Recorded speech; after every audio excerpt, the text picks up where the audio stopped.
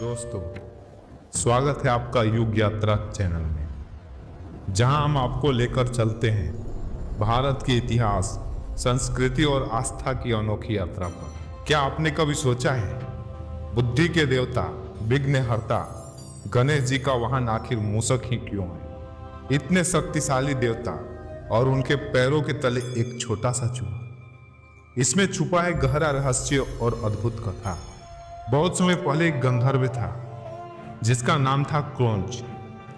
वह अपने सौंदर्य और स्वर पर बहुत घमंड करता था। एक बार उसने एक महान ऋषि का अपमान कर दिया। ऋषि को बहुत क्रोध आया और उन्होंने शाप दे दिया, हे क्रौंच, तू अपनी दिव्यता को खो देगा और एक विशाल मूषक बन जाएगा। दोस्तों, मूषक का मतलब तो सबको पता ही होगा। ऋषि के इतना कहते ही क्रौंच का उसका दिव्य रूप मिट गया और वह एक विशाल विकराल मूषक बन गया। दोस्तों, अब वह मूषक इतना बड़ा और शक्तिशाली था कि उसने धरती पर आतंक मचाना शुरू कर दिया। जब गंधर्व क्रौंच श्रापित होकर विशाल मूषक बन गया था, तो उसकी भूख और विनाशकारी शक्ति इतनी बढ़ गई कि पूरा वातावरण डर और अराजकता से भर गया। मूषक जहां भी पहुंचता था, किसानों की मेहनत से लहलहाते धान, गेहूं और जौ की फसलें पल भर में नष्ट कर देता था। अनाज के ढेर को कुतर कर बिखेर देता और किसान भूख और दरिद्रता का शिकार हो जाते। तपस्वी ऋषि जो जंगलों में ध्यान और साधना में लीन रहते थे, उनके आश्रमों की झोपड़ियां मूषक के विशाल दांत से ही चीर देते थे। उनकी पुस्तक, वेद मंत्रों की पांडुलिपियां और यज्ञ की सामग्री तक नष्ट कर देता था। साधकों का मन विचलित हो जाता और साधना भंग कर देता था। राजाओं के कोषाघर और गांव के भंडार गृहों में रखा अन्न भी सुरक्षित नहीं था। मूषक अपनी तीखी दांतों से अनाज की बोरियां फाड़ देता और अनगिनत धन बर्बाद कर देता। दोस्तों, मूषक की इस आदत से लोग अकाल और भूख की आशंका से भयभीत हो गए। यह मूषक इतना विशाल और शक्तिशाली था कि बड़े बड़े वृक्षों की जड़ों को कुतर डालता। फलस्वरूप वो पेड़ सूखने लगे और जंगल उजड़ने लगा। यहाँ तक कि वह पहाड़, चट्टानों और धरती की गहराइयों तक सुरंग बना देता था। भूमि खोखली हो जाने से जगह जगह धंसने लगी और लोग भयभीत होकर गांव छोड़कर जाने लगे। मूषक का उत्पात दिन प्रतिदिन बढ़ता ही जा रहा था। ऋषि मुनि जो जंगलों और आश्रम में शांति से तपस्या करते थे, अब दिन रात भय से कांपने लगे। उनके यज्ञ, हवन और साधना बार बार मूषक द्वारा नष्ट कर दिए जाते थे। कोई ऋषि मंत्र जाप करते करते रुक जाता क्योंकि मूषक उसकी झोपड़ी कुतर देता। कोई यज्ञ वेदी पर अग्नि प्रज्वलित करता, तभी मूषक आकर सारी सामग्री बर्बाद कर देता। तपस्वियों का तप भंग हो गया, उनकी साधना खंडित हो गई। देवताओं की भी स्थिति इनसे भिन्न नहीं थी। धरती पर मूषक का आतंक देखकर स्वर्ग लोक तक चिंता फैल गई। सभी देवता लोग सभा में एकत्रित हुए और बोले, यदि यह मूषक इसी तरह उत्पात मचाता रहा तो संसार से धर्म, कृषि और संसाधन का अस्तित्व ही नष्ट हो जाएगा। आखिरकार सभी ऋषि मुनि और देवताओं ने मिलकर भगवान गणेश जी के दिव्य धाम पहुंचे। उनकी आंखों में डर और मन में भारी पीड़ा थी। वे हाथ जोड़कर विनम्र होकर बोले, हे विघ्नहर्ता गणेश जी, आप जगत के रक्षक हैं। आप ही बुद्धि और विवेक के अधिपति हैं। आज यह मूषक पूरे संसार पर संकट बन गया है। केवल आप ही इस विघ्न को हर सकते हैं।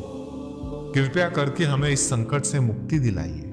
उनकी वाणी में ऐसी करुणा और भय था कि चारों ओर का वातावरण प्रार्थना और पुकार से गूंज उठा। देवताओं और ऋषियों की सामूहिक पुकार से आकाश तक कंपित हो गया। गणेश जी मुस्कुराए और बोले, चलो देखते हैं इस मूषक का घमंड कैसे शांत किया जाए। जब ऋषियों और देवताओं की प्रार्थना सुनकर गणेश जी मूषक के सामने प्रकट हुए, तो चारों ओर का वातावरण बदल गया। आकाश में सखानंद गूंज उठा, धरती पर प्रकाश फैल गया। गणेश जी अपने दिव्य रूप में प्रकट हुए। उनका विशाल गजमुख, चमकती आंखें और सिंहासन जैसी मुद्रा देखकर सभी प्राणी आश्चर्य से भर गया। लेकिन मूषक तो था ही घमंडी। उसने गणेश जी को देखा और जोर जोर से दांत किटकिटाने लगा। उसकी आंखें लाल हो गई जैसे अग्नि धड़क रही हो। उसके विशालकाय दांत बिजली की तरह चमक रहे थे। मूसक सोच रहा था, यह भी तो उन देवताओं में से एक है। बाकी देवताओं की तरह यह भी मेरा कुछ नहीं बिगाड़ पाएगा। मैं इसे भी नष्ट कर दूंगा। इतना सोचकर मूसक पूरे बल से गणेश जी की ओर दौड़ा। उसके पैरों की धमक से धरती कांपने लगी, वृक्ष हिलने लगे और पास खड़े ऋषि मुनि भयभीत होकर पीछे हट गए। गणेश जी शांत और धैर्यवान खड़े रहे। उन्होंने मुस्कुराकर कहा, तेरा घमंड ही तुझे विनाश की ओर ले जा रहा है। फिर उन्होंने अपनी सूंड उठाई और उससे एक दिव्य पास बनाया। वह पास बिजली की तरह चमक रहा था, मानो वज्र का रूप ले चुका हो। क्षण भर में गणेश जी ने वह फंदा मूसक पर डाल दिया। जैसे ही पास उसके शरीर से लिपटा, मूसक जोर जोर से तड़पने लगा। उसने अपने विशाल दांतों से फंदा काटने की कोशिश की, जमीन खोदकर भागने की कोशिश की, लेकिन पास इतना मजबूत था कि वह छूट ही नहीं पाया। मूसक हार मानने को तैयार नहीं था। उसने पूरी ताकत जुटाई और फांस को खींचते हुए चारों दिशाओं में भागने लगा। वह कभी पहाड़ों की ओर दौड़ता, तो कभी नदियों को लांघता, तो कभी जंगलों में घुसता, तो कभी धरती में गहरे सुरंग बनाने लगता। वह जहां जहां भी भागता, वहां गणेश जी तुरंत प्रकट हो जाते। वह जितना भी भागता, उतना ही और थकता। उसके दांत किटकिटाने की आवाज अब कराह में बदलने लगी। उसकी आंखों में थकान, डर और निराशा भर गई। वह जमीन पर गिर पड़ा, धूल में लौटने लगा। उसके विशाल पंजे कांप रहे थे। उसने जोर से पुकारा, हे गणेश जी, मैं आपकी शक्ति से नहीं बच सकता। मैं हार चुका हूं। कृपया करके मुझे क्षमा कर दीजिए।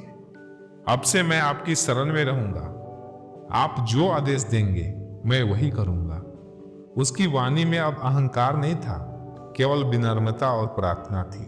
जब मूसक थक कर गणेश जी के चरणों में गिर पड़ा और वह गणेश जी से शरण मांगने लगा, तब गणेश जी ने करुणामयी चेहरे पर एक मधुर मुस्कान छा गई। उनकी आंखों में दया और करुणा की किरणें झलक रही थी।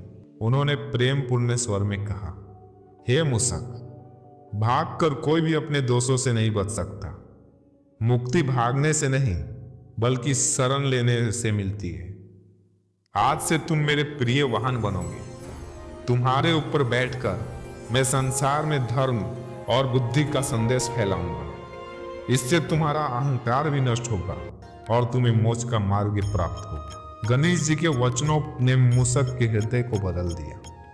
उसके भीतर का अहंकार पूरी तरह मिट गया और उसकी आंखों में पश्चाताप के आंसू बहने लगे।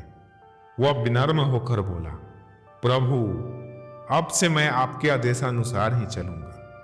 आपके चरणों का दास और आपके कार्यों का साधन बनना ही मेरे जीवन का सौभाग्य है। उस क्षण से मूसक गणेश जी का वाहन बन गया। गणेश जी जब भी देवताओं और भक्तों के सामने प्रकट होते, उनके साथ उनका प्रिय मूसक वाहन भी दिखाई देने लगा। दोस्तों, भागने से समस्याएं नहीं सुलझती, उसका सामना करना पड़ता है। मूसक बार बार भागा, लेकिन हर बार गणेश जी के सामने ही पहुंचा। जीवन में भी जब हम अपने डर और दोषों का सामना नहीं करते, तब तक उनसे मुक्ति संभव नहीं।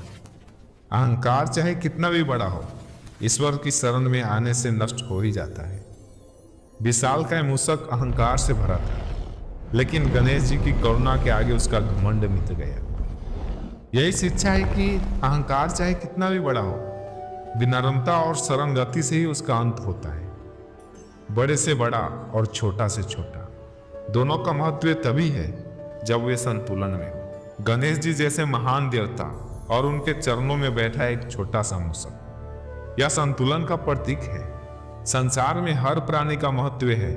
बड़ा तभी महान है जब वह छोटे को भी साथ लेकर चले। दोस्तों, मूसक का स्वभाव हर जगह घुस जाना, चीजों को कुतरना और उन्हें छिपाना, यही हमारे मन के विकार और अहंकार का प्रतीक है। भगवान गणेश जी ने इस मूसक को अपना वाहन बनाकर हमें यह सिखाया कि जब हम अपने अंदर के अहंकार और वासनाओं पर नियंत्रण पा लेते हैं, तभी सच्चा ज्ञान प्राप्त होता है। अब जरा सोचिए, इतना छोटा सा और सामान्य सा जीव, लेकिन जब वो गणेश जी का वाहन बन गया तो उसका महत्व असाधारण हो गया। मूसक अंधेरी जगहों में भी रास्ता खोज लेता है, यह ज्ञान और विवेक का प्रतीक है जो अंधकार के बीच भी प्रकाश की राह दिखाता है। और सबसे बड़ी बात, एक विशालकाय देवता और उनके नीचे एक छोटा सा मूसक, यह हमें यह बताता है कि इस सृष्टि का संतुलन तभी है जब बड़ा और छोटा दोनों एक दूसरे का सहारा बने। चाहे शरीर छोटा हो या बड़ा, संसाधन कम हो या ज्यादा, अगर संकल्प बड़ा हो तो कोई भी कार्य असंभव नहीं। दोस्तों, यह थी गणेश जी के मूसक वाहन की अद्भुत कथा। हर युग में छुपा एक नया संदेश और हर यात्रा हमें ज्ञान की ओर ले जाती है। अगर आपको यह कथा पसंद आई हो तो युग यात्रा चैनल से जुड़े रहिए। वीडियो को लाइक करें, अपने दोस्तों के साथ शेयर करें और चैनल को सब्सक्राइब करना ना भूलें, क्योंकि हमारी अगली यात्रा और भी रोचक होने वाली है। धन्यवाद।